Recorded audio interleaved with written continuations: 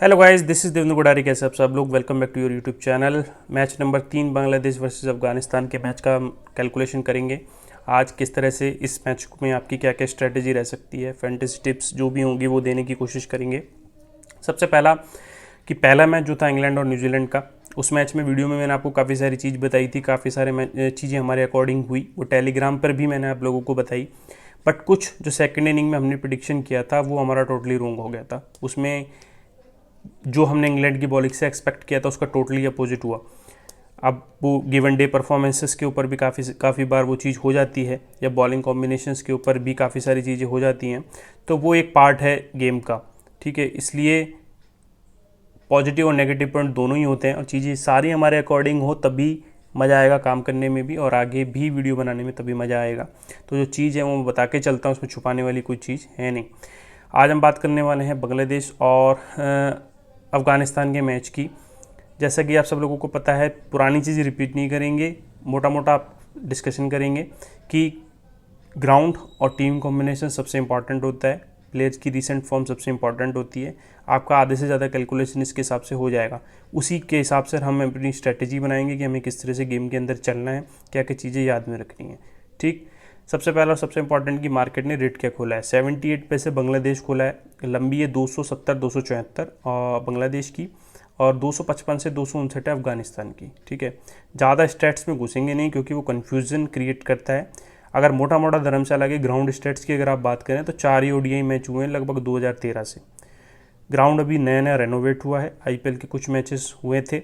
Highly score ground है, chess का ground है। इससे पहले भी 3-4 मैचेस हुए जिसमें 3 चेस हुए, 1 डिफेंड हुआ।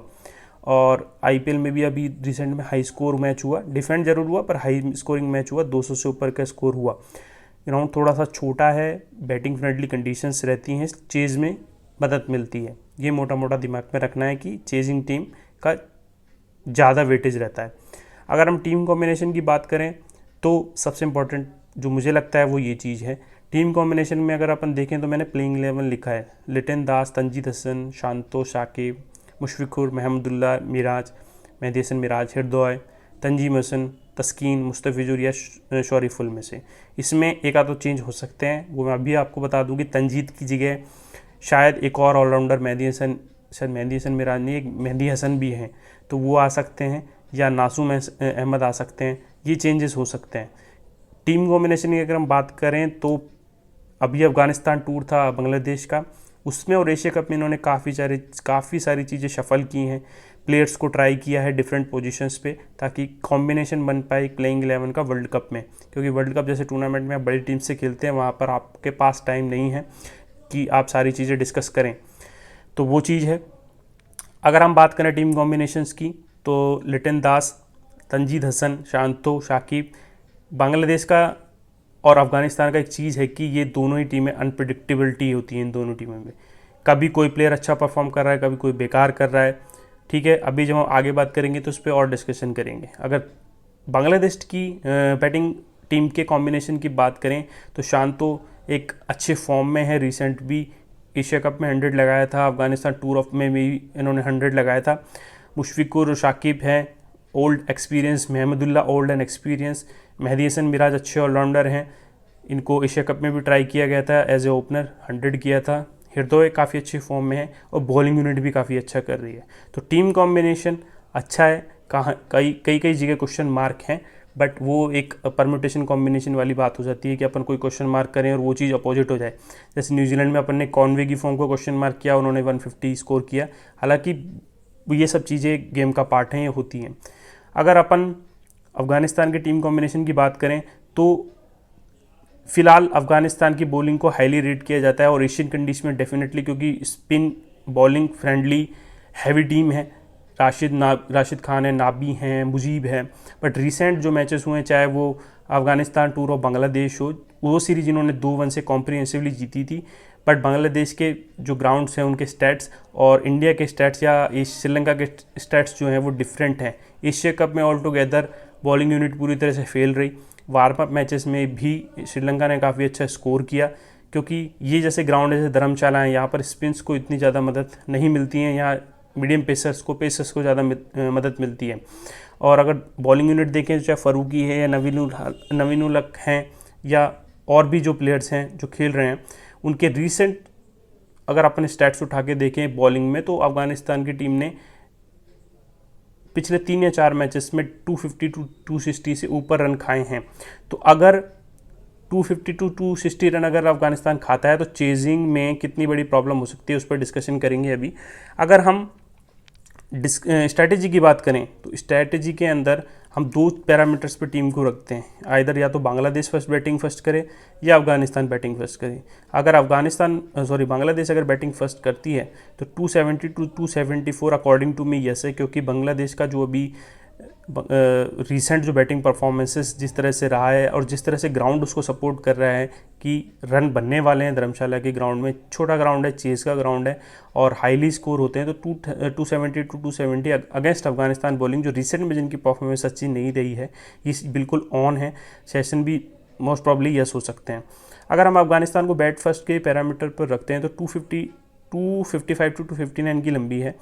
इसमें सबसे बड़ा प्रॉब्लम है वो है गुरबाज और जादरान की फैक्टर हैं, क्योंकि इन दोनों की परफॉर्मेंस से ही ये रन बनने वाले हैं। क्योंकि नीचे के प्लेयर्स का अगर अपन देखें तो 6 नंबर से ऑलराउंडर चालू हो जाते हैं, जिसमें नाबी हैं, राशिद खान है और अजमतुल्ला हैं। अगर हम प्रॉपर बैट्समैन की बात करें तो 5 हैं, जिसमें नाजिबुल्ला फॉर्म में नहीं है, शाहिदी भी उतने अच्छे फॉर्म में नहीं है। की प्लेयर 3 ही हैं, गुरबाज, जादरन और रहमत शाह, जिन्होंने भी वार्म अप में भी अच्छा 80-90 से ऊपर स्कोर किया था। गुरबाज इस तरह के प्लेयर हैं, चले तो शाम तक नहीं तो रात तक वैसा। इब्राहिम जादरान एक अच्छे टेक्निकल प्लेयर हैं, तो टोटली डिपेंडेंट हैं इन दोनों प्लेयर्स के ऊपर कि इनकी परफॉर्मेंसेस कैसी रहती है। अगर हम अफगानिस्तान टूर और बांग्लादेश की बात करें तो जो अफगानिस्तान ने 2-1 से सीरीज जीती उसमें सबसे बड़ा जो रोल था वो इन्हीं 2 प्लेयर्स का था। तीसरे मैच में ये दोनों प्लेयर फॉलोअप हो गए थे तो 126 पर आउट हो गई थी अफगानिस्तान। एशिया कप की अगर बात करें तो अगेन दोनों प्लेयर्स ने अच्छा किया था और बांग्लादेश का एक मैच हुआ था जो बांग्लादेश ने जीता था, 300 प्लस स्कोर किया था अगेंस्ट अफगानिस्तान बॉलिंग और 100 रन से ज़्यादा से वो मैच जीता था। तो जैसा कि मैं शुरू से आपसे बोलता आ रहा हूँ कि दोनों ही टीम के अंदर अनप्रेडिक्टेबिलिटी बहुत ज़्यादा है कि गुरबाज और जादरान अच्छा स्कोर करें। सपोज अफगानिस्तान बैटिंग फर्स्ट करता है और ये दोनों प्लेयर फ्लॉप होते हैं या इनमें से कोई भी एक प्लेयर फ्लॉप होता है तो शायद 260 तक ये ना पहुँच पाए। और अगर हम बांग्लादेश की बात करें तो इनके साथ भी सेम कंडीशन है। दूसरा एक सबसे इम्पॉर्टेंट फैक्टर है जो नॉलेज वाला है कि धर्मशाला में जब मैचेस होते हैं तो अर्ली मॉर्निंग जो भी मैचेस होते हैं उसके अंदर एक मैच हुआ था, अगर आप लोगों को याद हो कि इसका श्रीलंका का मैच था अगेंस्ट इंडिया, तो उस मैच में अर्ली मॉर्निंग जो होते हैं टेक्निकल चीज़ें सीमर्स को काफ़ी मदद मिलती है। उस मैच में श्रीलंका ने इंडिया को 112 पे ऑल आउट किया था और वो मैच जीता था 1 साइडेडली। तो ये चीज़ भी फैक्टर है दिमाग में रखना कि suppose first Bangladesh batting first करता है और अभी अपन यहाँ बोल रहे हैं कि 270 टू 274 ऑन है वो बनेगा, तो ये भी एक अनप्रडिक्टेबिलिटी है। तो टॉस के बाद तक का वेट करना है, चीज़ों को समझना है, ठीक है, तभी अपने को अपनी बैट्स प्लेस करनी है। सपोज कीजिए कि बांग्लादेश बैटिंग फर्स्ट कर रहा है, 270 टू 274 है और 78 पैसे बांग्लादेश है, रेट यही रहने वाला है। अगर बांग्लादेश 280 रन बनाता है तो आपको पूरा चांस है सेकंड इनिंग में कभी भी आप अफगानिस्तान के ऊपर एंट्री कर सकते हो, ठीक है, आपको वही 50 पैसे 60 पैसे मिलेगा। तो कोशिश यही करना है कि अफगानिस्तान पर अगर आपको बैठना भी है तो वेट करना पूरा फर्स्ट इनिंग का, जल्दबाजी नहीं करनी है। और अगर अफगानिस्तान बैटिंग फर्स्ट करता है तो भी आपके पास पूरे चांसेस रहेंगे। अगर अफगानिस्तान ने बैटिंग फर्स्ट किया तो हो सकता है कि आपको मैच स्ट्रेट भी हो जाए या हो सकता है कि अफगानिस्तान इतना अच्छा स्कोर कर दे, तो दोनों चांसेस हैं। इसमें अनप्रेडिक्टेबिलिटी बहुत है और रनिंग मैच में ही आप अपनी बैट्स प्लेस करिएगा। मैं भी टेलीग्राम पर पोस्ट करूँगा, अगर मैं कोई एंट्री करता हूँ उस मैच में तो मैं आप डेफिनेटली टेलीग्राम में पोस्ट करूँगा, आप मुझे वहाँ फॉलो कर सकते हैं। और लूज़ और विन एक गेम का पार्ट है, एक्यूरेसी अपने को मेंटेन करनी है और पूरी कोशिश कर रहे हैं, पूरा एनालिसिस कर रहे हैं। थोड़ी सी और मेहनत करेंगे, रनिंग मैच में एक बॉल देखेंगे ताकि चीज़ें और क्लियर हों। कई बार ऐसा होता है कि टाइम नहीं मिल पाता है मैच देखने का और कुछ चीज़ें होती हैं जो छूट जाती हैं और उस वजह से मैच के रिजल्ट पर भी इफ़ेक्ट पड़ता है। तो पूरी कोशिश करूँगा कि मैच सारा जो है वो मैच देखा जाए और उसी हिसाब से एंट्री की जाए। तो टेलीग्राम में आपको मेरी एंट्री मिल जाएंगी, अगर मैं कोई एंट्री करूँगा तो उसके लिए आप टेलीग्राम चैनल ज्वाइन करके रखिएगा। डिस्क्रिप्शन में लिंक है, व्हाट्सअप नंबर है 8233368941। कोई दिक्कत आती है टेलीग्राम पे ऐड होने में तो आप मुझे वहाँ मैसेज कर सकते हैं, आपको तुरंत लिंक वहाँ पर प्रोवाइड कर दिया जाएगा। वीडियो पसंद आया हो, सपोर्ट के लिए आप चैनल को सब्सक्राइब कर सकते हैं, बेल आइकन दबा सकते हैं, वीडियो को लाइक कर सकते हैं। थैंक यू सो मच, मिलते हैं नेक्स्ट मैच के वीडियो पे, तब तक के लिए गुड लक।